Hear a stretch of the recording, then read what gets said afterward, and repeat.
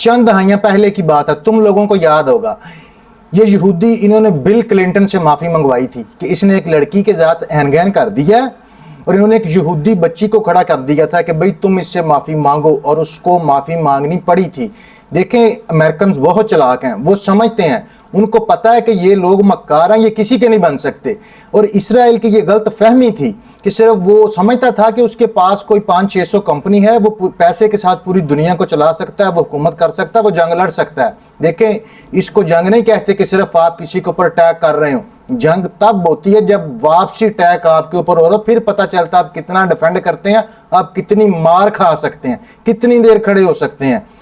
لیکن اسرائیل کی عوام تو یہ بتایا جا رہا ہے اسرائیل کی طرف سے کہ 8,000 تقریباً جو یہودی ہیں وہ اپنا ملک چھوڑ کر چلے گئے ہیں۔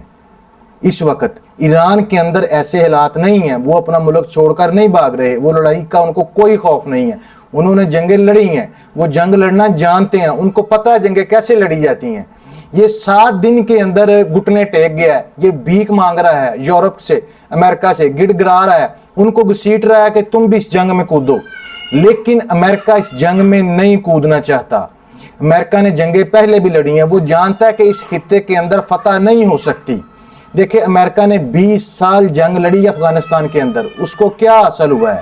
کچھ بھی نہیں، آخر کار اسے واپس جانا پڑا۔ اور اس جنگ کے دوران ساری دنیا یہ جانتی ہے کہ چائنا، رشیا، پاکستان ایران کی بیک پر کھڑا ہے، وہ اس کا مکمل ساتھ دے رہے ہیں۔ اور پراوین ساہنی انڈین، انہوں نے یہ بتایا ہے کہ چائنا کی طرف سے 3 کارگو جہاز ایران پہنچ چکے ہیں۔ تو کارگو جہاز میں کیا جا سکتا ہے؟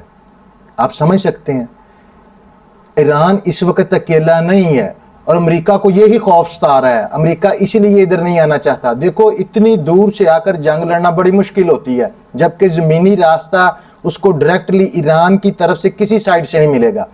ایران کے آس پاس جتنے بھی ملک ہیں انہوں نے ایران کی حمایت کی ہے۔ امریکہ بہت دور ہے اور وہ سمجھتا ہے کہ اگر میں اس خطے میں آ گیا تو یہ سارے ملک میرے اوپر ٹوٹ پڑیں گے۔